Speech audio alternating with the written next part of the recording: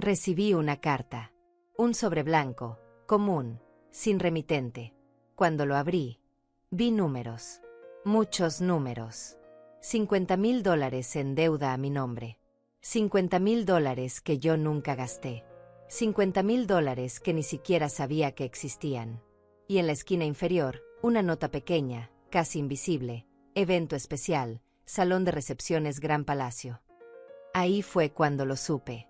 Ahí fue cuando mi mundo se partió en dos. Me llamo Ofelia Méndez.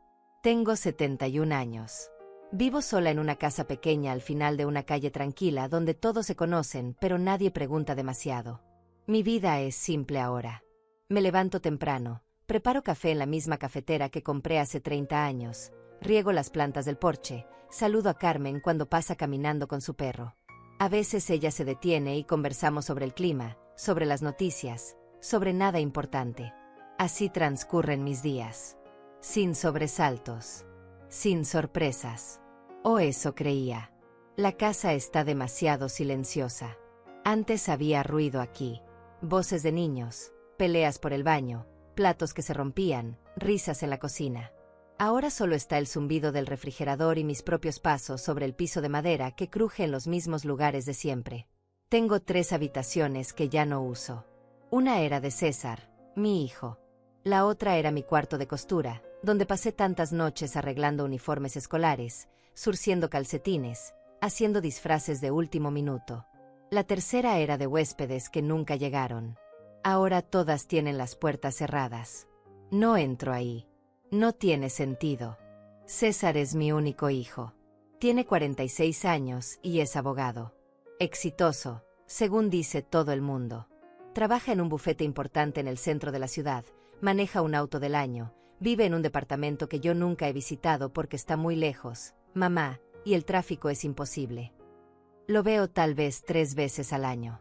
En mi cumpleaños, si no está ocupado. En Navidad, si no tiene planes.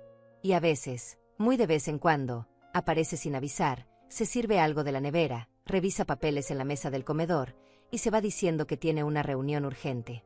Nunca pregunta cómo estoy. Nunca se queda lo suficiente para una conversación real. Esa mañana, cuando abrí la carta, sentí algo frío instalarse en mi estómago. Algo que no era sorpresa exactamente, sino reconocimiento. Como cuando sabes que algo malo va a pasar, pero no quieres admitirlo todavía. Llamé a César inmediatamente. El teléfono sonó 6 veces antes de que contestara. Escuché ruido de fondo, voces, música suave. Mamá, estoy ocupado. César, necesito hablar contigo. Recibí una carta. ¿Qué carta? Una deuda de $50,000. A mi nombre. ¿Tú sabes algo de esto? Hubo una pausa. Una pausa larga. Demasiado larga. Ah, eso. Sí. Te explico después. Ahora no puedo. César, esto es serio. Yo no contraté ninguna deuda. Mamá, de verdad, ahora no. Hablamos luego. Y colgó. Así, sin más. Me quedé ahí parada en medio de la cocina, con el teléfono en la mano, mirando la carta sobre la mesa. El sol entraba por la ventana iluminando los números. $50,000. Una cifra que yo nunca había visto junta en mi vida. Una cifra que representaba años de mi trabajo, de mi esfuerzo, de todo lo que nunca tuve. Pasaron 3 días antes de que César volviera a llamar. 3 días en los que no dormí bien, en los que revisé cada papel que tenía guardado, cada documento viejo en cajas polvorientas. Busqué algo que explicara esto. Alguna firma que hubiera dado sin darme cuenta. Algún papel que hubiera firmado por ayudarlo. Pero no había nada. Absolutamente nada. Cuando finalmente llamó, su voz sonaba diferente. Más formal. Como cuando habla con sus clientes. Mamá, sobre eso de la deuda. Mira, es complicado. Explícame, César. Tengo tiempo. Necesitaba un préstamo. Para algo importante. Y bueno, usé tu información porque mi crédito estaba comprometido en ese momento. Sentí que el piso se movía bajo mis pies. ¿Usaste mi información? Sin preguntarme. Es solo temporal, mamá. Ya está casi arreglado. $50,000 es temporal. ¿Para qué necesitabas tanto dinero? Otra pausa. Podía escucharlo respirar del otro lado. Me casé. 2 palabras. Simples. Directas. Como quien anuncia que cambió de trabajo o que compró un auto nuevo. ¿Te casaste? Sí. Hace 2 meses. 2 meses. Mi hijo se había casado hace 2 meses y yo no lo sabía. No recibí invitación. No recibí una llamada. No recibí nada. Y no pensaste en decirme. Fue algo íntimo, mamá. Pequeño. Solo familia cercana de ella. ¿Y yo qué soy? No empieces con dramas. Fue una decisión nuestra. De Lucía y mía. Lucía. Ni siquiera conocía su apellido. Ni siquiera sabía que existía. Y los $50,000. La boda salió más cara de lo planeado. La familia de Lucía puso la mayor parte. 70,000. Era justo que yo pusiera mi parte también. Pensé que tú podrías colaborar con esto. Al fin y al cabo, es tu único hijo. Colaborar. Esa fue la palabra que usó. Como si yo hubiera tenido opción. Como si hubiera sido una decisión mía. César, tú usaste mis datos sin mi permiso. Eso es fraude. No seas dramática, mamá. Es solo un préstamo. Lo voy a pagar. ¿Cuándo? Cuando pueda. Ahora tengo otros gastos. Lucía y yo estamos buscando casa. Cerré los ojos. Respiré hondo. Traté de encontrar palabras que no sonaran como súplica ni como grito. Necesito que vengas. Que hablemos en persona. Esta semana es imposible. Tengo audiencias todos los días. César. Te llamo el fin de semana. Te lo prometo.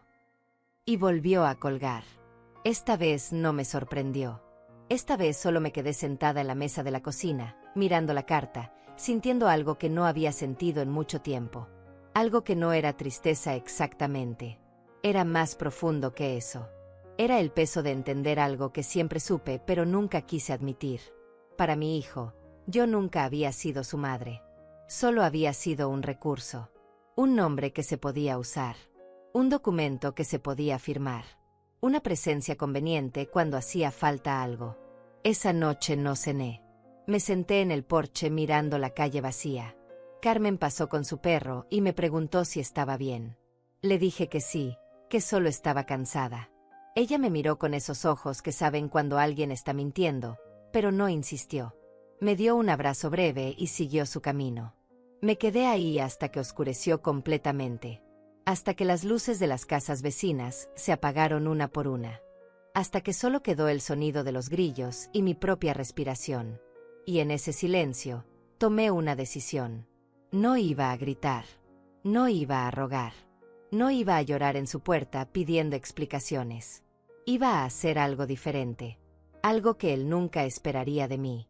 Iba a descubrir exactamente qué había hecho. Y después, iba a actuar. Esa noche no pude dormir.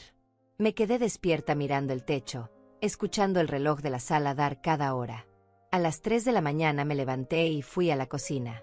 Preparé té de manzanilla, el mismo que solía hacer cuando César era pequeño y tenía pesadillas. Me senté a la mesa y dejé que los recuerdos vinieran. No los empujé. No los detuve.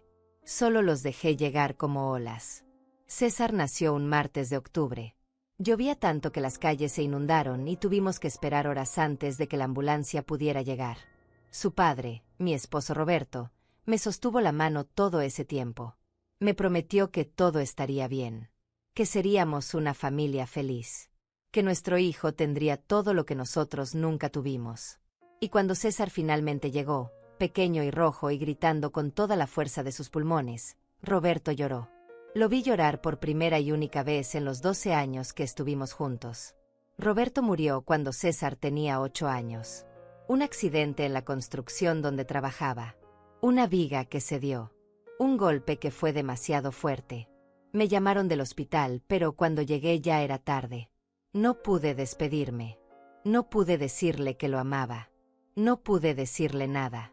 Solo pude firmar papeles y aceptar condolencias de gente que apenas conocía. Después de eso, todo cambió. La casa quedó en silencio de una manera diferente. No era la ausencia de ruido, era la ausencia de vida. César se volvió callado. Dejó de jugar. Dejó de reír. Se sentaba en su cuarto haciendo tareas escolares con una disciplina que me asustaba. Tenía 8 años y ya actuaba como si el mundo fuera un lugar que había que sobrevivir, no disfrutar. Yo trabajé. Dios, cómo trabajé. Limpiaba casas durante el día. 5 casas diferentes, 5 días a la semana. Casas grandes con jardines perfectos y familias que nunca miraban a la señora que les lavaba los pisos. Por las noches trabajaba en una lavandería. Doblaba ropa que olía a suavizante caro mientras mi propia ropa se deshilachaba porque no tenía tiempo de arreglarla. Llegaba a casa pasadas las 10 de la noche. César ya estaba dormido casi siempre. Dejaba su cena guardada en el refrigerador con una nota: «Gracias, mamá, estuvo rico». Nunca se quejó. Nunca pidió nada. Los fines de semana trataba de recuperar el tiempo perdido. Cocinaba sus platillos favoritos. Intentaba que me contara sobre la escuela, sobre sus amigos, sobre cualquier cosa. Pero él respondía con monosílabos. Bien. Normal. No sé. Y yo no insistía porque estaba tan cansada que apenas podía mantener los ojos abiertos. Cuando César entró a la universidad, sentí que finalmente había logrado algo. Mi hijo iba a ser abogado. Iba a tener la vida que Roberto y yo nunca pudimos darle. Vendí el auto que habíamos comprado años atrás y que apenas usaba. Saqué todo lo que tenía ahorrado. Pedí un préstamo que tardé 6 años en pagar. Pero lo hice. Lo mantuve en la universidad. Pagué sus libros, su renta, sus gastos. Él estudiaba todo el día y trabajaba medio tiempo en un despacho. Me llamaba una vez al mes, siempre apurado, siempre con prisa. Mamá, solo llamaba para saber cómo estás. Tengo examen mañana, no puedo hablar mucho. Está bien, hijo. Suerte en tu examen. Gracias. Te quiero. Y colgaba. Esas conversaciones de 2 minutos eran todo lo que teníamos. Pero yo me aferraba a ellas. Me decía que era normal. Que los jóvenes tienen su propia vida. Que algún día, cuando terminara sus estudios, tendríamos más tiempo. Cuando se graduó, fui a su ceremonia. Me senté hasta atrás porque llegué tarde del trabajo y todos los asientos buenos ya estaban ocupados. Lo vi caminar al escenario a recibir su título. Lo vi sonreír para las fotos con sus compañeros. Lo vi abrazar a sus profesores. Después de la ceremonia, lo busqué entre la multitud. Cuando finalmente lo encontré, estaba con un grupo de amigos. Me acerqué tímidamente. César, felicidades, hijo. Él me miró y sonrió, pero era una sonrisa apretada. Incómoda. Gracias, mamá. Qué bueno que pudiste venir. Noté cómo sus amigos me miraban. Noté mi vestido viejo, mis zapatos gastados, mis manos ásperas de tanto trabajo. Y noté cómo César se alejó un poco, como poniéndome distancia. ¿Vas a venir a la casa? Preparé tu comida favorita. No puedo, mamá. Tenemos una cena todos los del grupo. Ya está planeado. Ah, claro. Está bien. Me dio un abrazo rápido y se fue. Lo vi alejarse con sus amigos. Lo vi reír. Lo vi ser feliz en un mundo donde yo claramente no encajaba. Esa fue la última vez que lo vi actuar como mi hijo. Después de eso, las visitas se hicieron cada vez más espaciadas. Las llamadas más cortas. Las excusas más elaboradas. Estoy muy ocupado con el bufete. Tengo que viajar por trabajo. Ahora no es buen momento. Siempre ahora no era buen momento. Dejé de insistir. Dejé de llamar tanto. Me dije que estaba dándole espacio. Que era lo que necesitaba. Pero la verdad es que tenía miedo. Miedo de que si insistía demasiado, si pedía demasiado, lo perdería por completo. Así que me conformé con las migajas. Con las llamadas de 2 minutos. Con las visitas de media hora. Con los te quiero dichos tan rápido que parecían parte de un guión y no algo sentido. Y ahora, sentada en mi cocina a las 3 de la mañana, me daba cuenta de que lo había perdido de todas formas. Tal vez nunca lo tuve después de que Roberto murió. Tal vez perdí a mi hijo el mismo día que perdí a mi esposo. Tal vez César creció culpándome por tener que vivir en esa casa pequeña, por comer frijoles 5 días a la semana, por no tener lo que sus compañeros tenían. Recordé algo que me había dicho una vez, cuando tenía 14 años. Estábamos discutiendo porque quería unos tenis caros que todos en su escuela tenían. Yo le expliqué que no podía comprarlos, que apenas nos alcanzaba para lo básico. Odio esta vida, me dijo. Odio ser pobre. Odio que todo el mundo me vea como el niño sin papá que usa ropa de segunda mano. César, estoy haciendo lo mejor que puedo. Pues no es suficiente. Esas palabras me dolieron entonces, pero las dejé pasar. Me dije que era un adolescente frustrado, que no lo decía en serio, que cuando creciera entendería, pero nunca entendió. O tal vez sí entendió y simplemente decidió que yo era la culpable de todo lo que le faltó. El té se enfrió en mi taza sin que lo tocara. Afuera empezaba a amanecer. Escuché el camión de la basura pasar por la calle. Escuché a los pájaros comenzar su canto matutino. La vida seguía como siempre. Pero algo dentro de mí había cambiado. Ya no sentía el impulso de justificarlo. Ya no sentía la necesidad de encontrarle explicaciones a su frialdad. Me levanté, lavé la taza, y fui a mi habitación. Abrí el closet y saqué una caja vieja que guardaba hasta el fondo. Adentro estaban todas las cosas de César que había guardado a lo largo de los años. Sus boletas escolares, dibujos que hizo en primaria, fotos de cumpleaños, cartas que me escribió cuando fue a un campamento de verano. Una en particular decía: «Mamá, te extraño mucho. Cuando vuelva vamos a hacer galletas juntos como antes. Te quiero más que a nada en el mundo». Tenía 9 años cuando escribió eso. Miré esa carta durante mucho tiempo. Traté de recordar cuándo fue la última vez que hicimos galletas juntos. Cuándo fue la última vez que me dijo que me quería y sonaba como si lo dijera de verdad. No pude recordarlo. Esos momentos se habían borrado bajo capas de ausencia y distancia. Guardé todo de nuevo en la caja. La cerré. Y en ese momento supe que tenía que hacer algo que nunca había hecho. Tenía que dejar de ser la madre que espera. La madre que justifica. La madre que acepta cualquier migaja de atención. Tenía que convertirme en alguien diferente. Alguien que César nunca había conocido. Alguien que no iba a quedarse quieta mientras la usaban. Pasó una semana sin noticias de César. Una semana en la que cada vez que sonaba el teléfono, mi corazón daba un salto esperando que fuera él. Pero nunca era él. Era Carmen preguntando si necesitaba algo del mercado. Era una llamada automática ofreciendo un seguro. Era el silencio burlándose de mí. El viernes por la tarde, finalmente llamó. «Mamá, perdón por no llamar antes. Ha sido una locura en el trabajo». Me mordí la lengua. No dije nada sobre los 7 días que había pasado esperando. Los 7 días que había pasado mirando esa carta de $50,000. «César, necesitamos hablar sobre la deuda». Lo sé. Por eso te llamo. Lucía y yo queremos invitarte a cenar. Este domingo. Para que la conozcas formalmente. Para que hablemos de todo con calma». Algo en su voz me hizo dudar. Sonaba demasiado ensayado. Demasiado perfecto.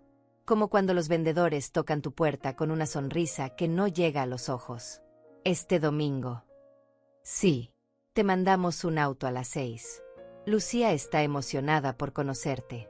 Siempre le hablo de ti». Esa última frase sonaba tan falsa que casi me hizo reír. Si siempre le hablaba de mí, ¿por qué no me había invitado a la boda? ¿Por qué no me había presentado antes de casarse? Pero no dije nada de eso. Solo acepté. «Está bien. Ahí estaré». «Perfecto. Te va a encantar Lucía. Es increíble. Muy culta, muy educada. Su familia es muy respetada aquí. Muy culta. Muy educada. Familia respetada». Cada palabra era un recordatorio de todo lo que yo no era. De todo lo que mi familia nunca fue. «Me alegro por ti, hijo». «Gracias, mamá». Nos vemos el domingo entonces. Colgó antes de que pudiera decir algo más. Me quedé ahí sentada preguntándome por qué había aceptado. ¿Por qué no había exigido respuestas inmediatas sobre la deuda? ¿Por qué seguía actuando como si todo estuviera bien cuando claramente nada estaba bien? El sábado limpié la casa de arriba a abajo aunque nadie iba a venir. Necesitaba mantener mis manos ocupadas. Necesitaba no pensar. Pero mientras limpiaba, mi mente no paraba. ¿Por qué ahora querían verme? ¿Por qué después de casarse en secreto, después de usar mis datos para un préstamo que yo nunca autoricé, ahora de repente querían presentarme a su esposa? Carmen pasó por la tarde con pan dulce recién hecho. «Te ves preocupada, Ofelia». «Todo bien». Me senté con ella en el porche. Le conté sobre César, sobre la boda secreta, sobre la deuda, sobre la cena del domingo. Ella escuchó en silencio, sus ojos oscuros fijos en los míos. «Ten cuidado», me dijo finalmente. «Cuando alguien te ignora durante meses y de repente quiere verte, es porque necesita algo más. Es mi hijo, Carmen. Lo sé. Y por eso duele más. Pero eso no significa que no debas protegerte». Sus palabras se quedaron conmigo el resto del día. Esa noche revisé todos mis documentos. Mi escritura de la casa. Mis cuentas bancarias. Mi testamento viejo que había hecho años atrás, donde le dejaba todo a César. Guardé todo en una carpeta. No sabía por qué, pero algo me decía que iba a necesitarlos. El domingo me arreglé con cuidado. Me puse mi mejor vestido, uno gris que había comprado para un funeral hace 3 años y que casi no había usado. Me peiné, me puse un poco de labial. Me miré al espejo y vi a una mujer de 71 años que trataba de verse presentable para conocer a una nuera que ya estaba casada con su hijo. La ironía me hizo sonreír con amargura. A las 6 en punto llegó un auto negro. El conductor tocó el claxon 2 veces. Ni siquiera bajó a tocar la puerta. Tomé mi bolso y salí. El hombre apenas me miró cuando subí al auto. «Buenas tardes». «Buenas», respondió sin emoción y arrancó. El viaje duró 40 minutos. Salimos de mi vecindario con sus casas modestas y calles sin pavimentar. Pasamos por el centro de la ciudad. Y luego entramos a una zona que yo solo había visto en revistas. Casas enormes. Jardines perfectos. Rejas altas. El auto se detuvo frente a un edificio de departamentos que parecía hotel de lujo. «Es aquí», dijo el conductor. Bajé sintiéndome completamente fuera de lugar. Un portero de uniforme me abrió la puerta del edificio. Adentro había un lobby con pisos de mármol y candelabros de cristal. Una recepcionista me sonrió. «¿A qué departamento va, señora?» «Al de César Méndez. Piso 12. Los elevadores están a su derecha». Subí al elevador. Mis zapatos viejos se veían terribles contra ese piso brillante. Mis manos temblaban un poco. No era nervios exactamente. Era algo más profundo. Era la sensación de estar entrando a territorio enemigo. El elevador se detuvo en el piso 12. Caminé por un pasillo alfombrado hasta encontrar el número del departamento. Toqué el timbre. Escuché pasos. La puerta se abrió. Y ahí estaba César. Vestido con ropa casual cara. Sonriendo esa sonrisa que no llegaba a sus ojos. «Mamá, qué bueno que llegaste. Pasa, pasa». Entré a un departamento que parecía sacado de una revista de decoración. Todo era blanco y gris. Moderno. Frío. No había fotos familiares. No había nada personal. Solo muebles caros y arte abstracto en las paredes. «Qué bonito». Mentí. «¿Verdad? Lucía tiene muy buen gusto». Ella decoró todo. Como si eso explicara la ausencia total de calidez. «Lucía está terminando de arreglarse. Sale en un momento. ¿Quieres algo de tomar?» «Agua está bien». Me sirvió agua en un vaso de cristal y me indicó que me sentara en un sofá que era más duro de lo que parecía. Me senté en la orilla, con mi bolso en el regazo, sintiéndome como una visita no deseada. César se sentó frente a mí. Hubo un silencio incómodo. Entonces, empezó, sobre lo de la deuda. Antes de que pudiera responder, escuché tacones sobre el piso. Me volteé. Y la vi. Lucía Pilarés era todo lo que yo no era. Alta, delgada, vestida con ropa de diseñador. Su cabello rubio teñido perfectamente peinado. Maquillaje impecable. Joyas que probablemente costaban más que todos mis muebles juntos. Me miró con una sonrisa que no era realmente una sonrisa. Era una evaluación. Y por la forma en que sus ojos me recorrieron de arriba abajo, supe exactamente qué había decidido de mí. Así que tú eres Ofelia, dijo. No suegra. No mamá de César. Solo mi nombre, dicho con un tono que hacía que sonara como algo ordinario. Mucho gusto, dije levantándome para saludarla. Me extendió la mano. Ni siquiera un abrazo de cortesía. Un apretón de manos breve, sus dedos fríos contra los míos. Igualmente. César me ha contado tanto de ti. Otra mentira tan obvia que casi dolía escucharla. Nos sentamos los tres. Lucía junto a César, yo sola en el sofá de enfrente. Como si fuera una entrevista de trabajo que ya había perdido. Bueno, dijo César, creo que es momento de que hablemos con honestidad. Ahí estaba. La verdadera razón de esta cena. No era para conocerme. No era para incluirme en sus vidas. Era para pedirme algo más. Te escucho, dije, manteniendo mi voz tranquila. César intercambió una mirada con Lucía.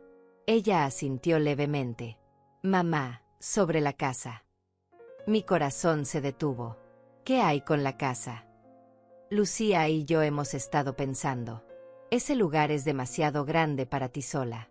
Es viejo. Necesita muchas reparaciones. Y francamente, no es seguro que vivas ahí sola a tu edad. Estoy perfectamente bien en mi casa. Lo sé, pero escúchame. Tenemos una propuesta. Lucía se inclinó hacia adelante. Su perfume era tan fuerte que me mareaba. Ofelia, nosotros podríamos ayudarte. Vender la casa, conseguirte un lugar más pequeño, más manejable, más cerca de servicios médicos. Sería mejor para ti. No quiero vender mi casa. Pero mamá, dijo César con esa voz de abogado que probablemente usaba en las cortes, piensa en lo práctico. Con el dinero de la venta podrías vivir cómoda, sin preocupaciones. Y la deuda de $50,000 se pagaría también, claro, agregó Lucía con una sonrisa dulce que no llegaba a sus ojos. Ahí estaba. El verdadero motivo. Querían que vendiera mi casa para pagar la deuda que ellos habían creado a mi nombre. Me quedé mirándolos. A mi hijo y a su esposa sentados frente a mí como si fueran corredores de bienes raíces presentando un negocio. Como si no estuvieran hablando de la casa donde crié a César. La casa donde Roberto y yo soñamos con envejecer juntos. La casa que había mantenido con tanto esfuerzo durante 43 años. No voy a vender mi casa, repetí, esta vez más firme. Lucía suspiró con impaciencia. César se inclinó hacia adelante. Mamá, sé razonable. La casa está cayéndose a pedazos. El techo tiene goteras.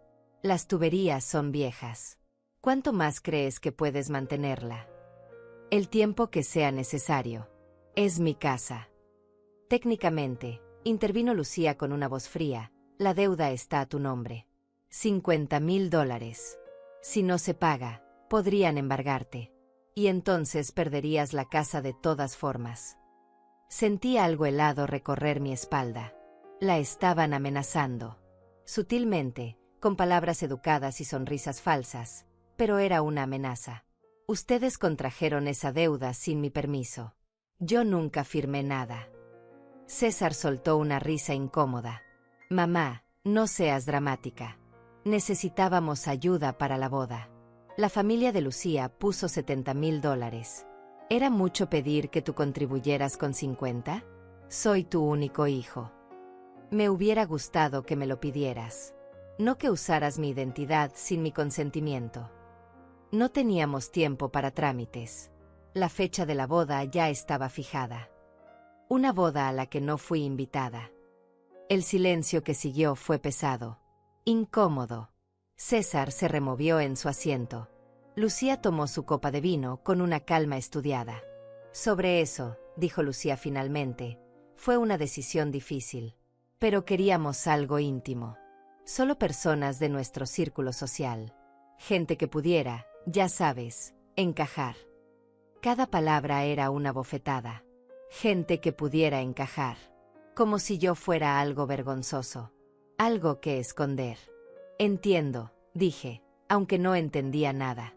O tal vez entendía demasiado.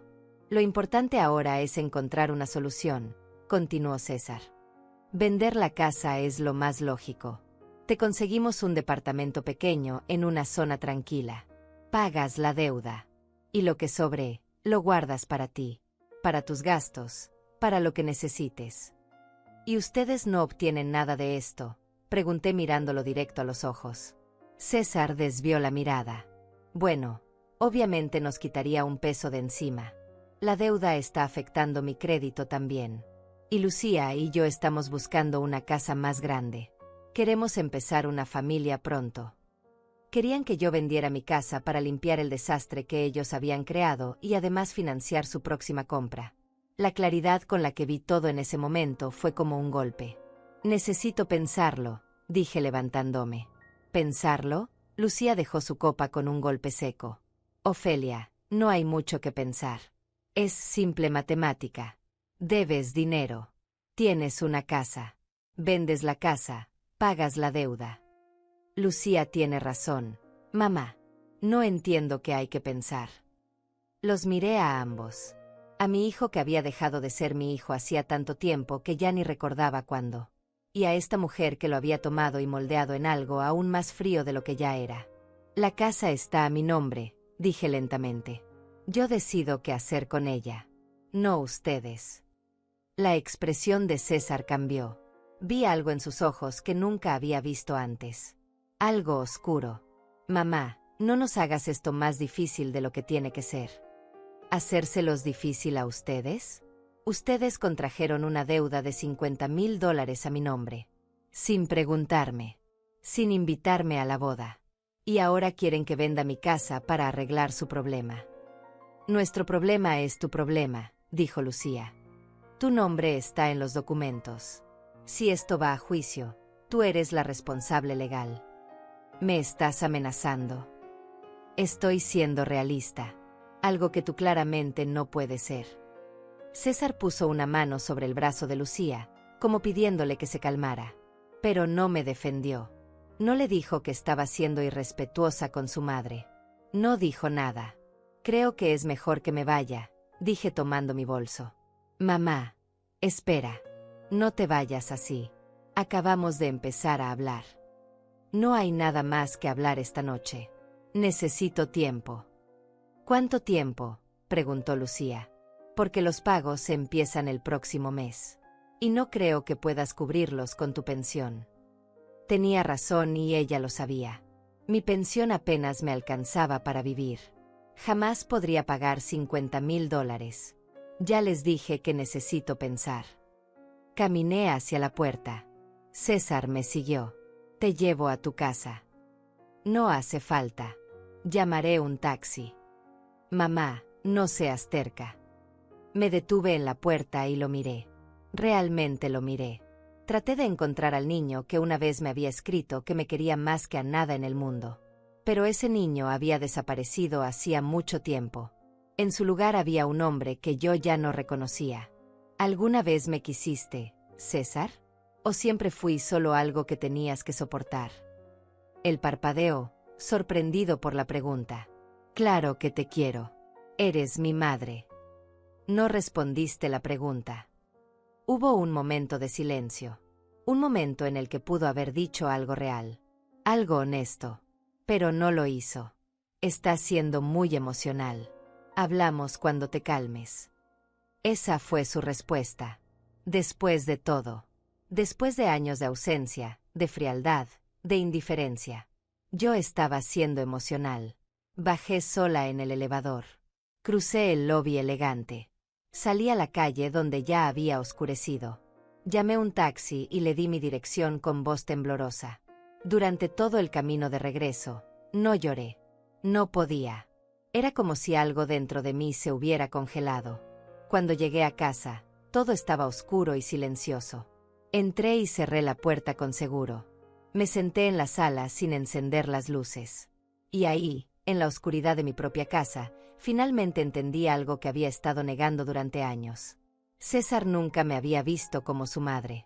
Me había visto como una obligación. Como alguien que le había dado una vida que él consideraba inferior. Y ahora que ya no me necesitaba para nada más, solo me quería para limpiar su desastre financiero. El teléfono sonó. Era él. Dejé que sonara hasta que pasó al buzón de voz. Volvió a sonar. Lo ignoré. 5 llamadas más en los siguientes 20 minutos. Todas sin responder. Finalmente llegó un mensaje de texto. Mamá, sé que estás enojada. Pero piensa en lo que te dijimos. Es lo mejor para todos. Te llamo mañana. Lo mejor para todos. Esas palabras se repetían en mi mente. Lo mejor para todos significaba lo mejor para él y para Lucía. Yo no entraba en esa ecuación. Me levanté y fui a la cocina. Saqué la carta de la deuda y la puse sobre la mesa. La miré bajo la luz dura de la lámpara. $50,000. Una cifra que representaba su boda, su celebración, su nueva vida. Una vida en la que yo no tenía lugar. Pero esa carta también era evidencia. Evidencia de que habían usado mi identidad. Mi información personal. Sin mi consentimiento. Y aunque no sabía mucho de leyes, sabía que eso tenía que ser ilegal. Tomé mi teléfono y busqué en internet.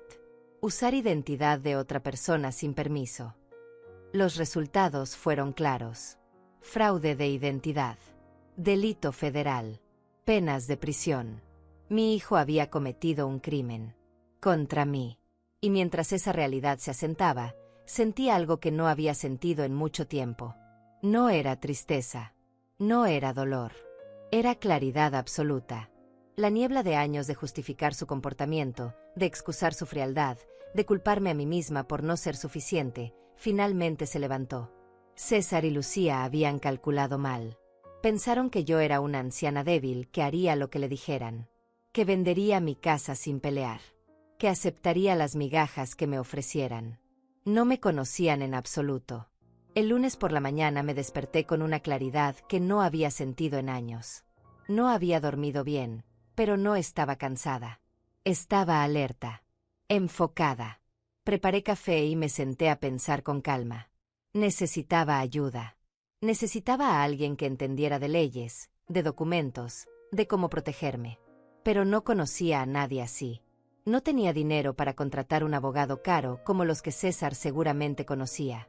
Estaba lavando mi taza cuando escuché que tocaban a la puerta. Eran apenas las 8 de la mañana. Miré por la ventana y vi un auto desconocido estacionado frente a mi casa. Una mujer bajaba de él. Tardé un momento en reconocerla. Cuando lo hice, mi corazón dio un vuelco. Laura Aranda. No la había visto en casi 15 años. La última vez fue cuando se mudó del barrio con sus 2 hijos pequeños, huyendo de un marido que la golpeaba. Yo la había ayudado entonces. Le presté dinero para el depósito de su nuevo departamento. Le di ropa para los niños. Nunca le pedí que me devolviera nada. Cuando trató de pagarme un año después, le dije que lo guardara para sus hijos. Abrí la puerta antes de que tocara el timbre. Laura. Ella sonrió. Estaba mayor, con canas en el cabello que antes era negro azabache. Pero sus ojos seguían siendo los mismos. Cálidos. Honestos. Ofela. ¿Cuánto tiempo? Nos abrazamos en el umbral de la puerta. Olía a perfume suave y a jabón. Cuando nos separamos, vi que llevaba ropa profesional. Un traje gris, zapatos de tacón bajo, un maletín. Pasa, por favor. ¿Quieres café? Me encantaría. Nos sentamos en la cocina. Preparé café fresco mientras ella miraba alrededor con nostalgia. La casa se ve igual. Como si el tiempo no hubiera pasado. El tiempo pasa, dije sirviéndole una taza. Solo que algunos lugares se quedan quietos mientras todo lo demás cambia. Ella tomó un sorbo y suspiró. He pensado en ti tantas veces a lo largo de los años. En lo que hiciste por mí. Por mis hijos. No hice nada extraordinario. Solo ayudé a una vecina. Hiciste más que eso. Me salvaste la vida, Ofelia. Literalmente. Si no hubiera tenido ese dinero para el depósito, habría tenido que volver con él. Y no sé si habría sobrevivido. No supe qué decir. Nunca había pensado en ello de esa manera. ¿Cómo están tus hijos? Su rostro se iluminó. Grandes. Fernando está en la universidad estudiando medicina. Patricia se casó el año pasado con un buen hombre. Van a hacerme abuela pronto. Me alegro tanto por ti, Laura. Y yo me gradué también. Estudié contabilidad mientras trabajaba. Ahora tengo mi propia oficina. Ayudo a gente con sus impuestos, con sus finanzas. Me va bien. Me di cuenta de que el maletín que traía era profesional. Laura había construido una vida. Se había salvado a sí misma. Pero no vine solo a visitarte, dijo, su tono volviéndose serio. Vine porque me enteré de algo que me preocupa. Mi estómago se tensó. ¿De qué te enteraste? Trabajo con varios bancos procesando documentos financieros. La semana pasada me tocó revisar solicitudes de préstamos. Y vi tu nombre. Ofelia Méndez. Con una deuda de $50,000 que fue contraída hace 2 meses. Me quedé helada. ¿Viste mis documentos? Sí. Y algo no me cuadraba. Tú nunca harías un préstamo así. Te conozco. Eres cuidadosa con el dinero. Entonces investigué un poco más. No debería haberlo hecho. Técnicamente es contra las reglas, pero sentí que algo andaba mal. ¿Qué encontraste? Laura abrió su maletín y sacó una carpeta. La solicitud del préstamo fue hecha en línea. Desde una dirección IP que rastreé a un edificio de oficinas en el centro. No desde tu casa. La firma digital no coincide con tu firma en otros documentos que tengo en archivo. Y lo más importante, el dinero nunca fue a tu cuenta. Fue directamente a una empresa de eventos. Puso papeles sobre la mesa. Documentos con números y fechas que apenas podía entender. César, susurré. Tu hijo es abogado, ¿verdad? Asentí. Él sabría cómo hacer esto. Cómo usar tu información sin que fuera obvio inmediatamente. Pero dejó rastros. Siempre los hay. Laura, yo no sé qué decir. No digas nada todavía. Déjame enseñarte todo. Pasó la siguiente hora mostrándome cada documento, cada transacción, cada detalle del fraude que mi hijo había cometido. El préstamo no solo cubría la boda. Había otras transacciones. $20,000 transferidos a una cuenta que Laura identificó como probablemente de César. $5,000 para compras de muebles. Otros gastos menores. En total, dijo Laura, usó tu identidad para obtener casi $80,000. Los $50,000 del préstamo principal y $30,000 más en tarjetas de crédito que abrió a tu nombre. $80,000. La cifra era tan absurda que casi no parecía real. Pero espera, hay más. Laura sacó otro documento. Encontré esto también. Una solicitud de préstamo hipotecario. Todavía no ha sido aprobada, pero está en proceso. Préstamo hipotecario. Sí. Usando tu casa como garantía. Por $200,000. El mundo se detuvo. La habitación dio vueltas. Tuve que agarrarme de la mesa para no caerme. Mi casa. Iban a hipotecar tu casa, Ofelia. Probablemente por eso querían que la pusieras a la venta. Necesitaban tu cooperación para completar el proceso. O tal vez solo querían que firmaras papeles sin leer bien qué estabas firmando. Todo encajaba ahora. La cena. La insistencia en que vendiera. Las amenazas veladas de Lucía. Todo era parte de un plan más grande. No solo querían que pagara la deuda de la boda. Querían mi casa. ¿Qué puedo hacer? Mi voz sonaba pequeña, asustada. Laura tomó mi mano. Puedes denunciarlo. Esto es fraude de identidad. Es un delito grave. Con la evidencia que tengo, podrías no solo cancelar todas las deudas, sino también presentar cargos criminales. Es mi hijo. Lo sé. Y sé que es difícil. Pero Ofelia, si no haces algo, te vas a quedar sin nada. Él no va a parar. Ya demostró que es capaz de hacer esto sin remordimiento.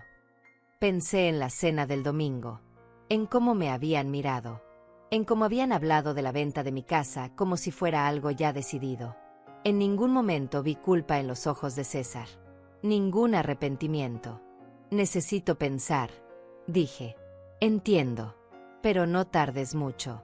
El préstamo hipotecario podría aprobarse en cualquier momento. Y una vez que lo haga, será mucho más difícil revertir el daño. Laura dejó todos los documentos sobre la mesa. Me dio su tarjeta profesional. Mi número está ahí. Llámame cuando decidas qué quieres hacer. Conozco un abogado bueno que trabaja con casos de fraude. Podría ayudarte. Y no te cobraría mucho. Yo me encargaría de hablar con él. Laura, ¿por qué estás haciendo esto por mí? Ella me miró con ojos brillantes. Porque cuando yo no tenía a nadie, tú estuviste ahí. No me juzgaste. No me dijiste que era mi culpa por haber elegido mal marido. Solo me ayudaste. Me diste lo que necesitaba para escapar. Ahora eres tú la que necesita escapar, Ofelia. Y yo voy a ayudarte. Se fue media hora después. Me quedé sola en la cocina mirando la pila de documentos. Evidencia clara y contundente de que mi hijo era un criminal. De que me había robado. De que había planeado dejarme sin nada. El teléfono sonó. Era César.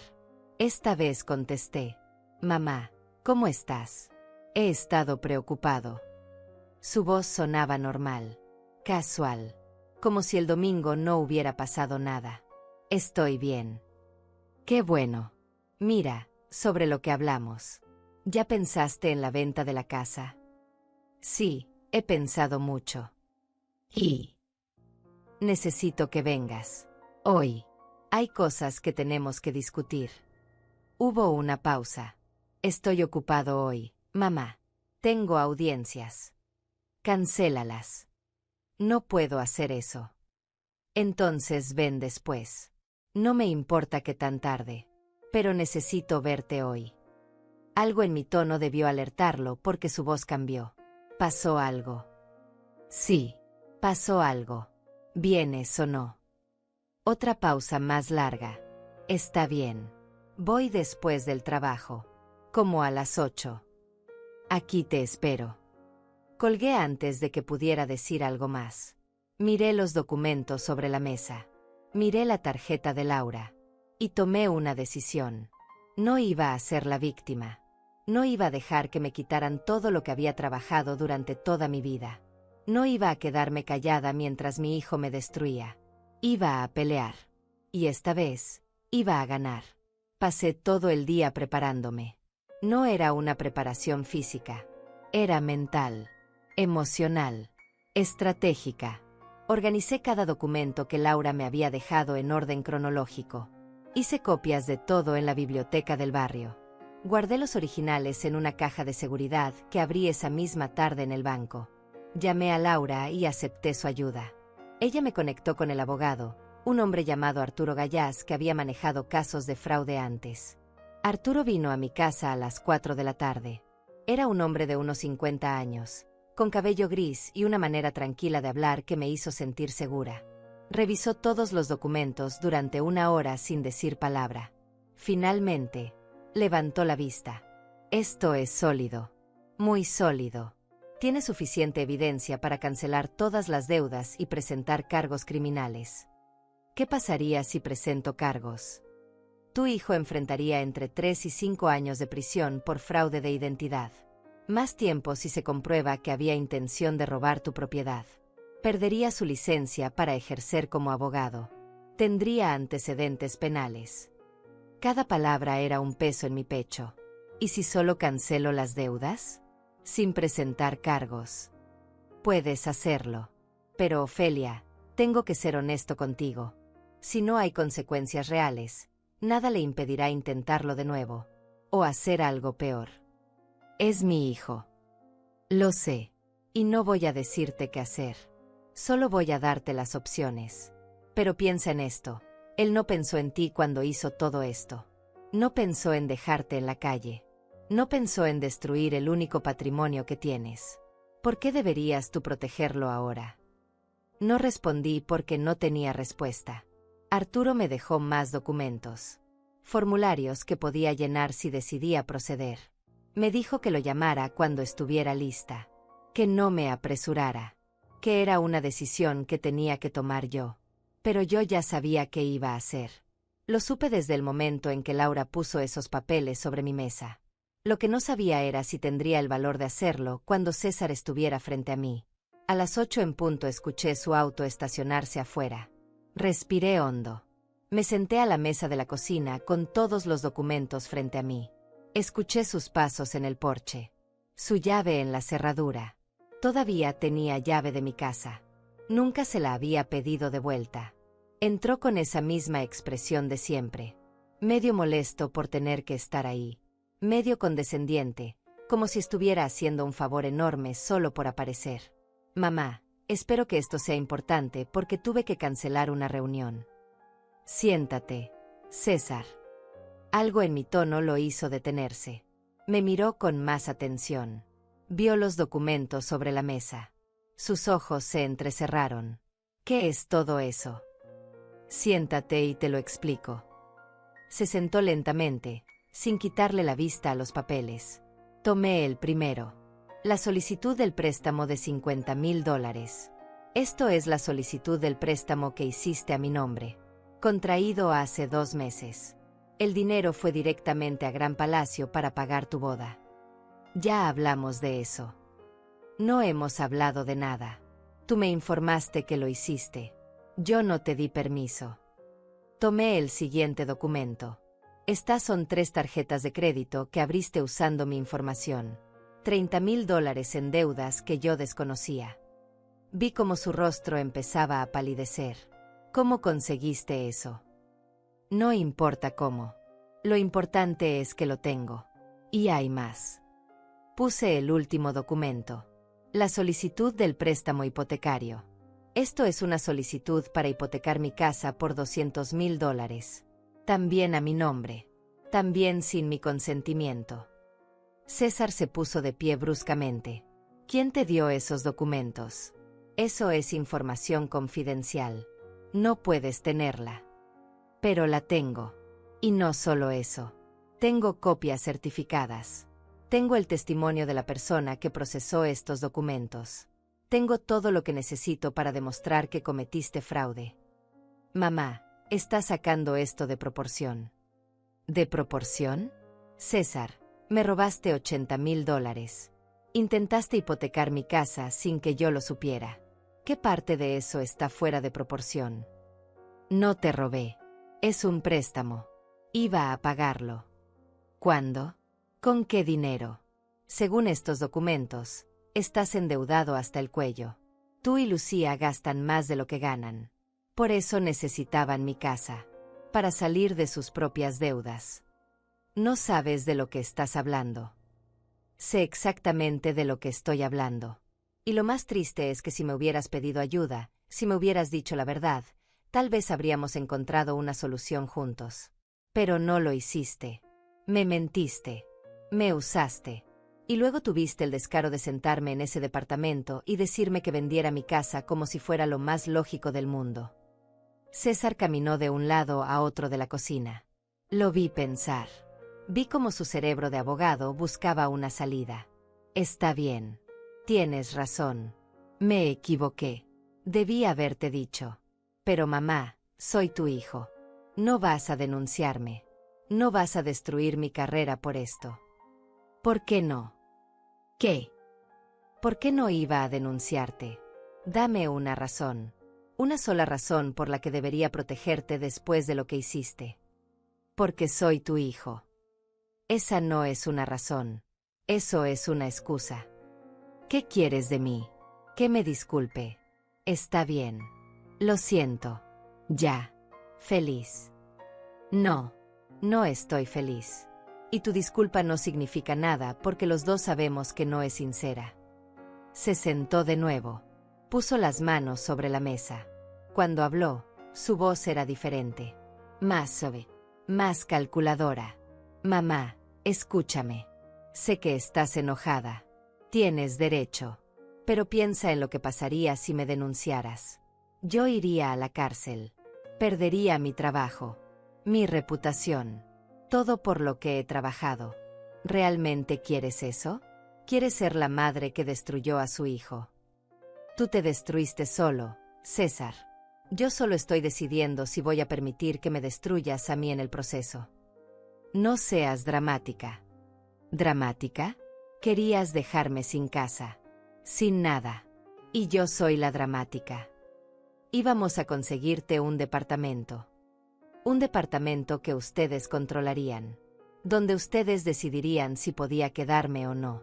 Donde sería una carga, una molestia, algo que tener que soportar. Nunca dije eso. No tuviste que decirlo. Lo vi en tus ojos el domingo. Lo vi en la forma en que Lucía me miró. Como si fuera basura. Como si fuera algo vergonzoso. César se frotó la cara con las manos. Lucía puede ser un poco directa, pero no lo dice con mala intención. Lucía me desprecia. Y tú la dejas. Más que eso, estás de acuerdo con ella. Por eso no me invitaste a la boda. Porque les daba vergüenza que yo estuviera ahí, con mi ropa vieja y mis manos trabajadas y mi vida simple. Eso no es cierto. No me mientas más. Al menos ten la decencia de ser honesto ahora. Hubo un largo silencio. César miraba la mesa. Sus hombros se hundieron un poco. ¿Qué quieres que haga?, preguntó finalmente. Quiero que firmes esto. Puse frente a él un documento que Arturo había preparado. Era una confesión completa. Admitía el fraude. Aceptaba cancelar todas las deudas. Renunciaba a cualquier reclamo sobre mi propiedad. Si firmas esto, no presentaré cargos criminales. Las deudas desaparecen de mi nombre. Tú te haces responsable de pagarlas. Y nunca vuelves a usar mi información para nada. ¿Y si no firmo? Entonces mañana a primera hora voy con Arturo Gallás, mi abogado, y presentamos cargos. Fraude de identidad. Intento de robo. Todo. Me arruinarías. No, César. Tú ya te arruinaste. Yo solo decido si me hundes conmigo o no. Tomó el documento. Lo leyó lentamente. Vi cómo su mandíbula se tensaba. Vi cómo sus manos temblaban ligeramente. Por primera vez en años, vi a mi hijo sin su máscara de control. Vi miedo real en sus ojos. Si firmo esto, Lucía se va a enterar. Va a saber que estamos en problemas financieros. Debiste pensar en eso antes. Ella viene de una familia con dinero. Tiene expectativas. Esas no son mis expectativas. Son las tuyas. Y las de ella. Y no son mi problema. César dejó el documento sobre la mesa. Necesito tiempo para pensar. No. Firmas ahora o me voy a la policía mañana. Tú eliges. Mamá, esto es chantaje. No. Esto es justicia. Algo que tú, como abogado, deberías entender. Nos miramos a los ojos. Madre e hijo. Pero en ese momento éramos dos extraños. Dos personas al otro lado de una mesa tomando decisiones que cambiarían todo. Finalmente, César tomó la pluma. César firmó el documento con mano temblorosa. Cada letra era un golpe a su orgullo. Cada rúbrica, una admisión de derrota. Cuando terminó, empujó los papeles hacia mí sin mirarme a los ojos. ¿Ya está? ¿Ya estás contenta? No se trata de estar contenta, César. Se trata de protegerme de ti. Se puso de pie bruscamente. Su silla raspó contra el piso haciendo un ruido horrible. No puedo creer que estés haciendo esto. Soy tu hijo. Y yo soy tu madre. Pero eso nunca significó nada para ti, ¿verdad? Hice lo mejor que pude. Después de que papá murió, tuve que crecer demasiado rápido. Tuve que ser el hombre de la casa a los 8 años. ¿Tienes idea de lo que eso significa? Tenías 8 años, César. Eras un niño. Yo nunca te pedí que fueras el hombre de nada. Pero todo el mundo lo esperaba. Los vecinos. La familia. Todos me miraban con lástima. El pobre niño sin padre. Y luego me miraban a mí y a ti y comparaban. Mis compañeros tenían casas bonitas. Ropa nueva. Yo tenía zapatos de segunda mano y un lonchera con sobras. Estaba haciendo lo mejor que podía con lo que tenía. Pues no era suficiente, gritó. Finalmente gritó. Años de resentimiento saliendo en esas 3 palabras. Nunca fue suficiente. Siempre fuimos los pobres del barrio, los que apenas sobrevivían. ¿Y por eso decidiste robarme? ¿Por eso decidiste destruir lo único que tengo? Yo iba a pagarlo. Iba a arreglarlo todo. ¿Con qué dinero, César? Estás hasta el cuello en deudas. Tú y esa mujer que elegiste gastan dinero que no tienen tratando de aparentar una vida que no pueden pagar. No hables de Lucía. ¿Por qué no? Ella habló de mí. Me dijo en mi cara que yo no encajaba, que era vergonzosa para ustedes. Ella no dijo eso. No tuvo que decirlo con esas palabras exactas. Lo dijo con cada mirada, con cada gesto. Y tú estabas ahí, sentado, sin defenderme, sin decir nada. César caminó hacia la puerta. Se detuvo con la mano en la perilla. ¿Sabes qué? Tienes razón. No te defendí. Porque una parte de mí está de acuerdo con ella. Toda mi vida he tenido que cargar con la vergüenza de venir de aquí, de ser el hijo de la señora de la limpieza. ¿Sabes cómo me presentan mis colegas? Como el abogado que salió de la nada. El que se hizo a sí mismo. Como si tú no existieras. Y yo lo permito. Porque es más fácil. Porque duele menos que admitir de dónde vengo. Cada palabra era un cuchillo. Pero al menos ahora estaba siendo honesto. Al menos ahora estaba diciendo la verdad. Entonces vete, César. Vete a tu vida perfecta con tu esposa perfecta y tu departamento perfecto. Pero no vuelvas aquí. No vuelvas a llamar. No vuelvas a aparecer como si nada. Porque ya no te voy a abrir la puerta. Eso es lo que quieres, ¿verdad? Alejarme. Castigarme. No. Lo que quiero es que me dejes en paz. Que dejes de usar mi nombre para tus fraudes.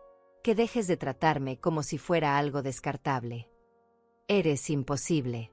Siempre lo fuiste. Siempre la víctima. Siempre la mártir. Sal de mi casa, César. Con gusto. Abrió la puerta con fuerza. Se detuvo en el umbral. Espero que esto valga la pena para ti, porque acabas de perder a tu único hijo. Perdí a mi hijo hace años. Solo que no quería admitirlo. Se fue sin cerrar la puerta. Escuché su auto arrancar. Escuché cómo se alejaba por la calle. Y cuando el sonido desapareció, cerré la puerta con llave, me apoyé contra ella, y finalmente dejé salir las lágrimas que había estado conteniendo. Lloré por el niño que una vez fue.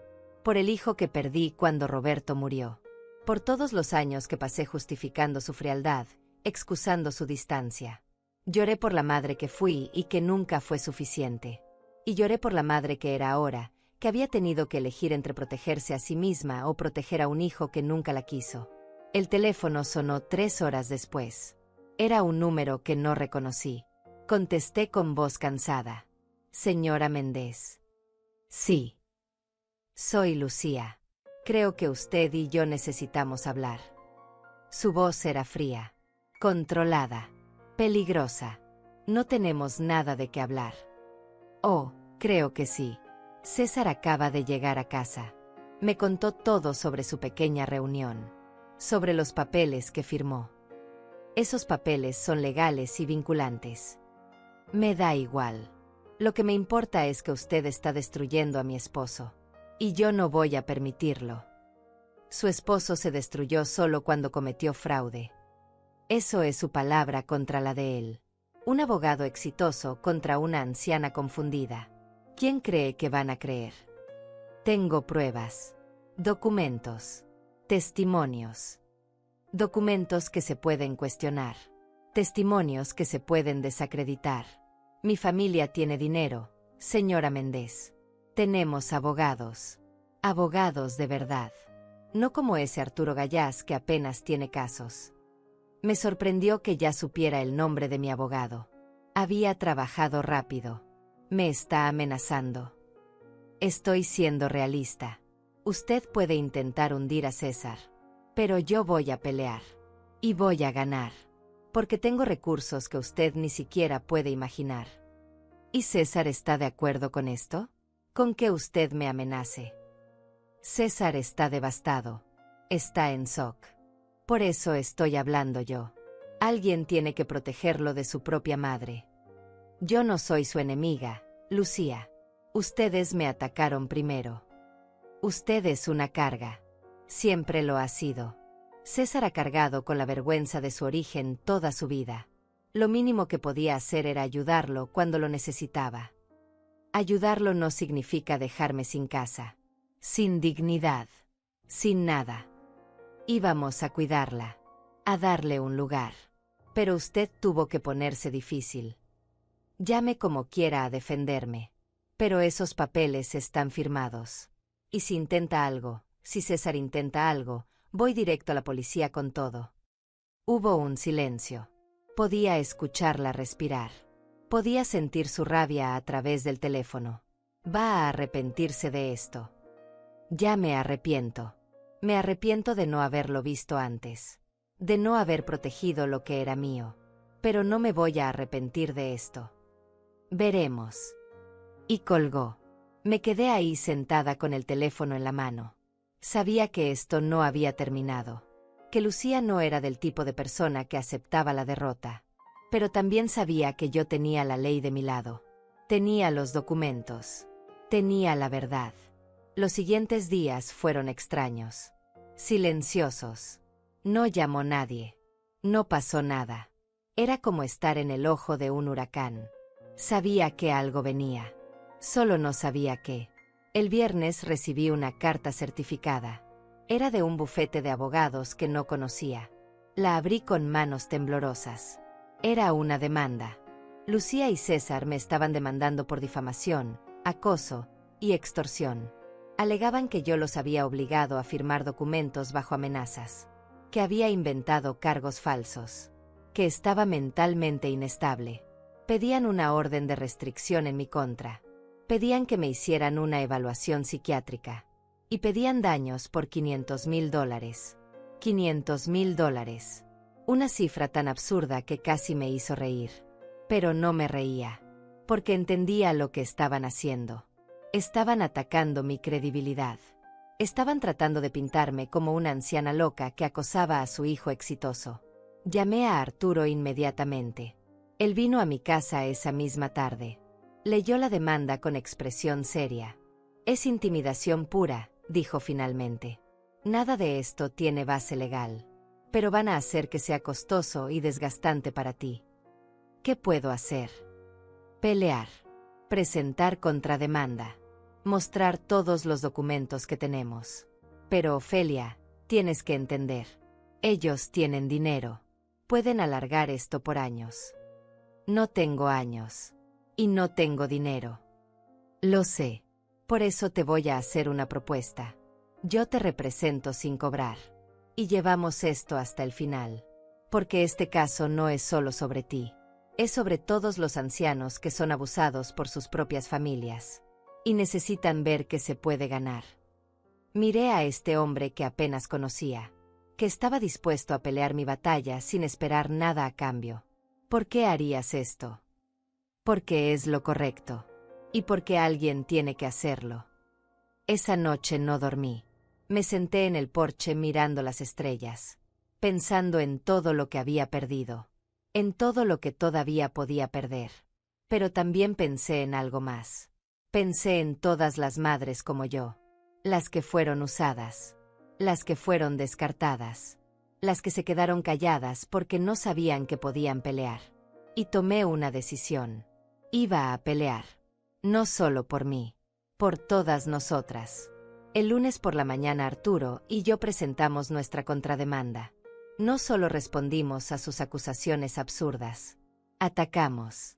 Presentamos cargos formales de fraude de identidad. Adjuntamos cada documento que Laura había conseguido. Cada transacción. Cada firma falsificada. Cada transferencia ilegal. Y agregamos algo más. Una demanda civil por daños emocionales y abuso financiero contra personas mayores. Pedimos el triple de lo que ellos habían pedido. $1,5 millones. No esperaba ganar esa cantidad. Pero Arturo tenía razón. Era una táctica. Era mostrarles que yo no me iba a acobardar. Que no era la anciana débil que pensaban que era. La respuesta llegó más rápido de lo que esperaba. 2 días después, el bufete de abogados de César llamó a Arturo. Querían negociar. Arturo puso el teléfono en altavoz para que yo pudiera escuchar. Mi cliente está dispuesto a retirar la demanda si la señora Méndez retira sus cargos. No, dije antes de que Arturo pudiera responder. Los cargos se mantienen.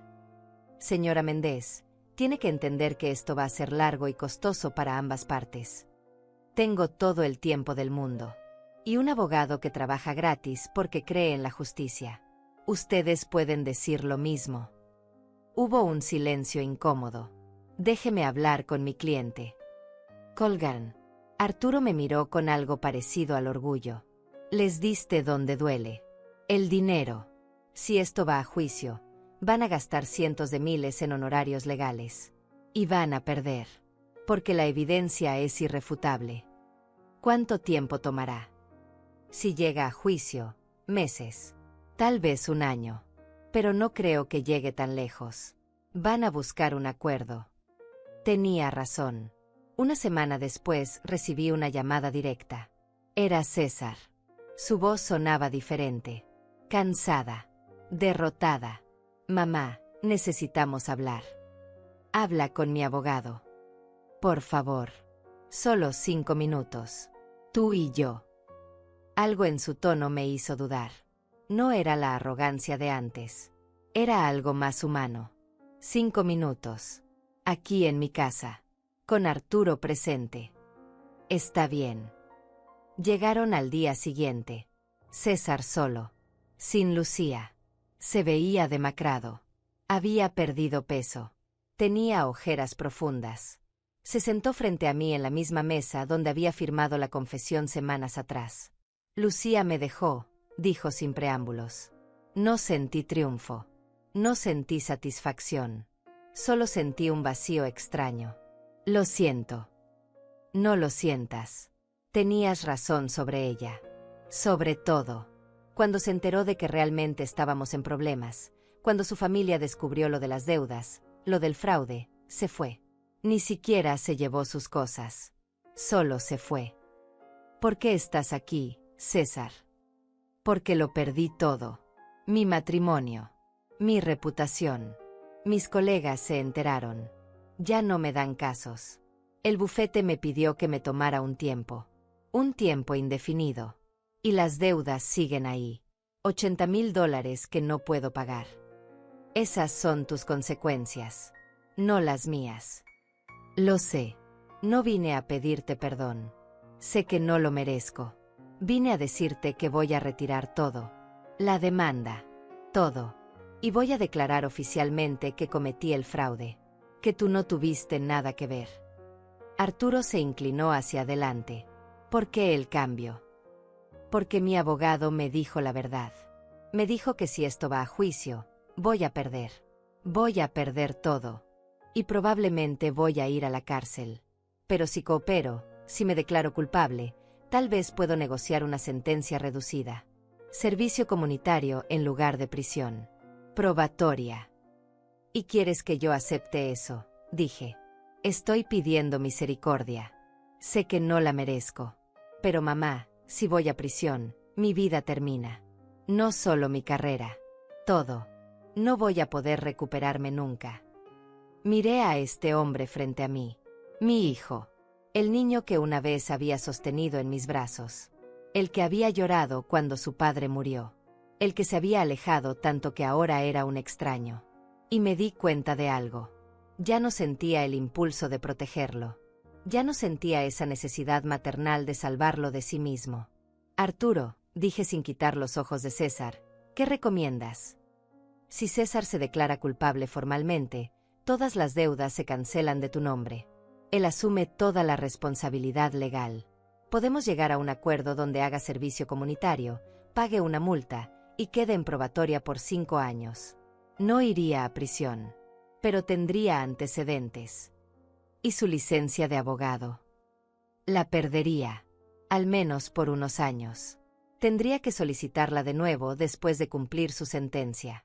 Y probablemente no se la devuelvan. César cerró los ojos.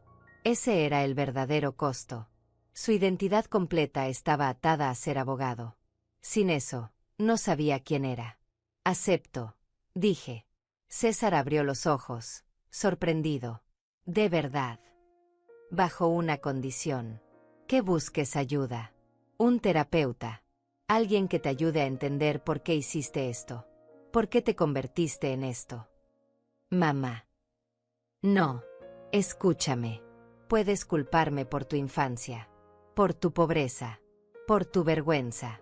Pero llegó un momento en tu vida donde dejaste de ser víctima de las circunstancias y empezaste a elegir quién querías ser. Y elegiste mal.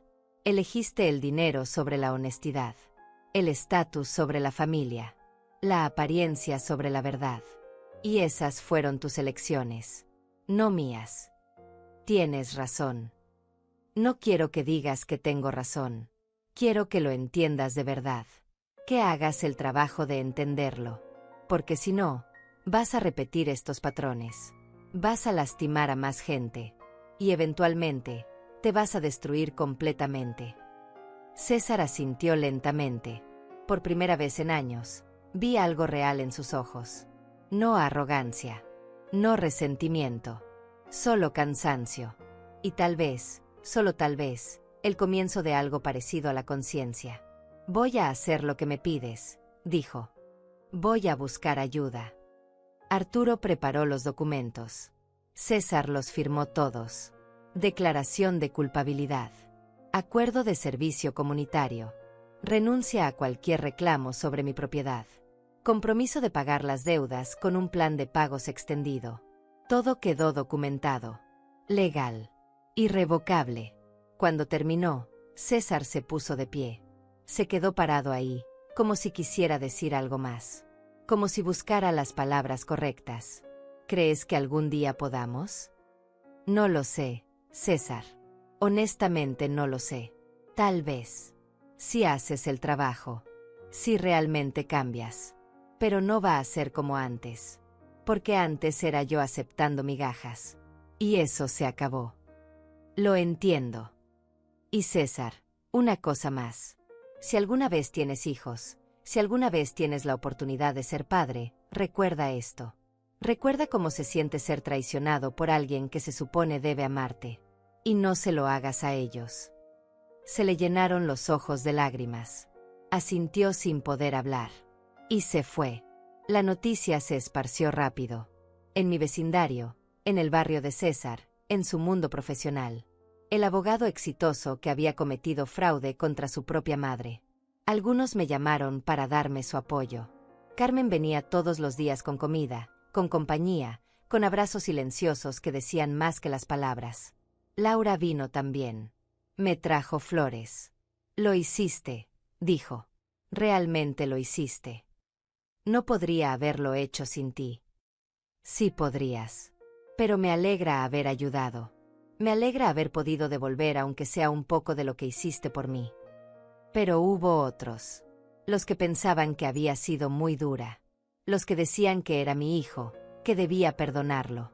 Los que creían que una madre nunca debería hacer algo así sin importar las circunstancias. Esos comentarios dolían. Pero ya no me definían. Una tarde recibí una carta. No tenía remitente. La abrí con curiosidad. Adentro había una nota escrita a mano. Señora Méndez, no nos conocemos. Pero leí sobre su caso en las noticias. Yo también fui estafada por mi hijo. Perdí mis ahorros de toda la vida. Pero nunca tuve el valor de denunciarlo. Ver que usted lo hizo me dio esperanza. Me dio la fuerza para al menos buscar ayuda legal. Quiero que sepa que no está sola. Y que hizo lo correcto.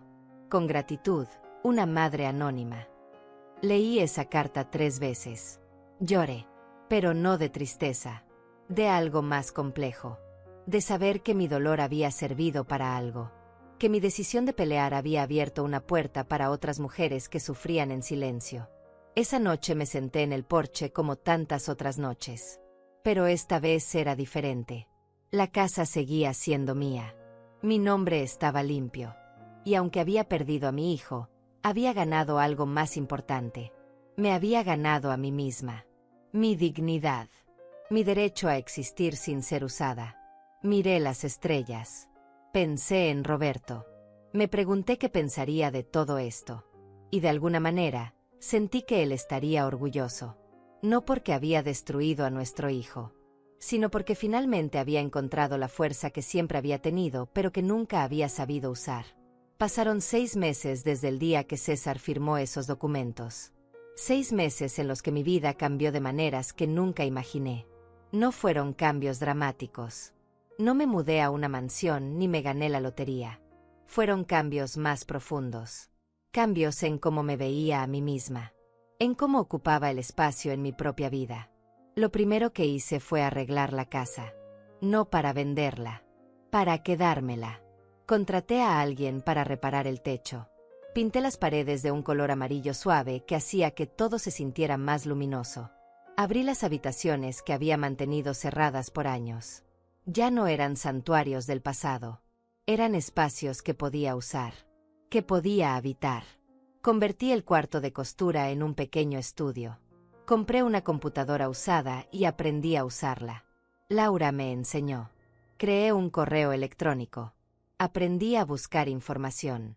A conectarme con el mundo de maneras que antes me parecían imposibles. Me sentía joven haciendo algo tan simple como escribir un mensaje y enviarlo al otro lado del país en segundos. El cuarto que había sido de César lo vacié completamente. Doné su ropa vieja, sus trofeos escolares, sus diplomas enmarcados que había dejado atrás. Todo lo que había guardado como reliquias de un hijo que ya no existía. No lo hice con rabia. Lo hice con calma. Con la claridad de alguien que finalmente entiende que soltar no es lo mismo que perder. A veces soltar es la única forma de salvarte. Carmen y yo nos volvimos más cercanas. Empezamos a caminar juntas por las mañanas.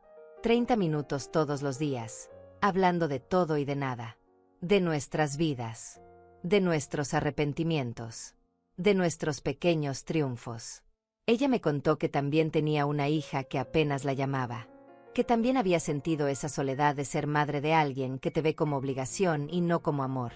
Pero tú hiciste algo al respecto, me dijo una mañana mientras descansábamos en una banca del parque. Yo sigo esperando. Esperando que ella cambie. Que un día despierte y se dé cuenta de que me necesita. Tal vez necesitas dejar de esperar, le dije. Tal vez necesitas vivir tu vida sin poner tu felicidad en sus manos. Ella me miró con lágrimas en los ojos. ¿Cómo lo haces? ¿Cómo dejas ir a un hijo? No lo dejas ir. Dejas ir la versión que creaste de ellos. La que nunca fue real. Y aprendes a vivir con quien realmente son. Desde la distancia si es necesario. Un día recibí una llamada de una periodista. Quería entrevistarme para un artículo sobre abuso financiero a personas mayores. Al principio dudé. No quería ser famosa. No quería atención. Pero Arturo me convenció. Tu historia puede ayudar a otras personas. Puede cambiar leyes. Puede hacer una diferencia real. Acepté. La entrevista se publicó en el periódico local. Luego fue recogida por medios más grandes. Empecé a recibir cartas. Correos electrónicos una vez que Laura me ayudó a crear una cuenta. Docenas. Luego cientos. Todas de mujeres mayores que habían sido usadas por sus familias. Que habían perdido sus ahorros. Sus casas. Su dignidad. Algunas solo querían decir gracias. Otras pedían consejo. Unas pocas pedían ayuda legal. Respondí cada una. Con Laura y Carmen sentadas a mi lado, respondimos todas. Les di el contacto de Arturo. Les dije que no estaban solas. Que merecían defenderse. Que nunca era demasiado tarde para decir no. Una mujer me escribió: tengo 78 años. Mi hijo me quitó mi casa. Pensé que era mi culpa por no haber sido mejor madre. Tu historia me hizo ver que no es culpa mía. Que él eligió hacer lo que hizo. Gracias por darme permiso para estar enojada. Esa carta me hizo llorar. Porque entendía exactamente lo que sentía. Esa culpa que cargamos las madres. Esa sensación de que si nuestros hijos salen mal, es porque nosotras fallamos. Y no es cierto. Hicimos lo mejor que pudimos con lo que teníamos. Y llegó un momento en sus vidas donde ellos empezaron a tomar sus propias decisiones. Y esas decisiones no son nuestras. De César no supe mucho. Arturo me mantenía informada de lo básico. Estaba cumpliendo su servicio comunitario, trabajando en un centro de ayuda legal para personas de bajos recursos. Irónico, pensé, ayudando a la gente que antes habría ignorado. Tal vez eso le enseñaría algo. Tal vez no. Ya no era mi responsabilidad. Un día, 4 meses después del acuerdo, recibí una carta de él. Solo una carta, escrita a mano. Mamá, sé que no tengo derecho a escribirte. Sé que firmamos un acuerdo y que lo mejor es mantener distancia. Pero necesito que sepas algo. Estás teniendo razón. Busqué ayuda. Voy a terapia 2 veces por semana. Y estoy empezando a entender cosas. Cosas sobre mí. Sobre la rabia que cargué toda mi vida. Sobre cómo la dirigí hacia ti cuando tú no tenías la culpa de nada. No espero que me perdones. No espero que quieras verme. Solo necesitaba que supieras que finalmente estoy haciendo el trabajo. El trabajo real de mirarme a mí mismo sin excusas. Te quiero. Sé que no lo demostré. Pero siempre te quise. Solo que no sabía cómo. César. Guardé esa carta. No respondí. Todavía no estaba lista. Tal vez nunca lo estaría. Pero algo en esas palabras me dio una pequeña paz. No la paz de la reconciliación. La paz de saber que al menos él estaba intentando cambiar. Que mi decisión de no protegerlo lo había obligado a mirarse en el espejo. Y eso era todo lo que podía pedirle. Cumplí 72 años en octubre. Carmen organizó una pequeña fiesta. Solo nosotras dos, Laura, Arturo y su esposa, y algunos vecinos del barrio. Comimos pastel. Reímos. Brindamos. Y cuando apagué las velas, no pedí que César volviera. No pedí una familia perfecta. Pedí más días como ese, rodeada de gente que me elegía. No por obligación, no por sangre, sino porque genuinamente querían estar ahí. Un sábado de noviembre hice algo que no había hecho en 40 años. Conduje. Había vendido el auto después de que Roberto murió porque no podía mantenerlo. Pero ahora, con mi nombre limpio y mis cuentas en orden, compré un auto usado. Pequeño. Modesto. Perfecto. Laura me acompañó al concesionario. Me ayudó con el papeleo. Y cuando me dieron las llaves, lloré. ¿Por qué lloras?, preguntó Laura. Porque esto es mío. Realmente mío. Nadie me lo dio. Nadie puede quitármelo. Lo compré yo. Con mi dinero. Con mi nombre. Manejé hasta el océano ese día. 3 horas de camino. Me detuve en un mirador donde el mar se extendía infinito frente a mí. Bajé del auto. Sentí el viento en mi cara. El olor a sal. El sonido de las olas rompiendo contra las rocas. Y ahí, parada frente a ese océano inmenso, me di cuenta de algo. Había pasado 71 años viviendo para otros. Para Roberto. Para César. Para las expectativas de lo que una buena madre debía ser. Y en estos últimos meses, por primera vez, había vivido para mí. No era egoísmo. Era supervivencia. Era justicia. Era la simple y revolucionaria idea de que yo también importaba. Que mi vida tenía valor más allá de lo que podía dar a otros. Tomé mi teléfono. Le tomé una foto al océano. Se la envié a Carmen con un mensaje. Nunca es tarde para aprender a volar. Ella respondió inmediatamente. Orgullosa de ti, amiga. Regresé a casa esa noche sintiéndome diferente. Más liviana. Como si hubiera dejado algo pesado en esa playa. Algo que no necesitaba cargar más. En los meses que siguieron, seguí viviendo. Seguí caminando con Carmen. Seguí respondiendo cartas de mujeres que necesitaban saber que no estaban solas. Seguí arreglando mi casa. Seguí aprendiendo cosas nuevas. Seguí existiendo en mi propia vida no como un personaje secundario, sino como la protagonista. Y si te estás preguntando si alguna vez perdoné a César, la respuesta es complicada. No lo perdoné de la manera que la gente espera. No hubo un momento de película donde nos abrazamos y todo se arregló. Pero dejé ir el veneno de la rabia. Dejé ir la necesidad de que él fuera diferente. Acepté que esto era lo que teníamos. Y que tal vez, algún día en el futuro, si él realmente hacía el trabajo, podríamos encontrar una nueva forma de relacionarnos. Pero sería en mis términos, no en los suyos.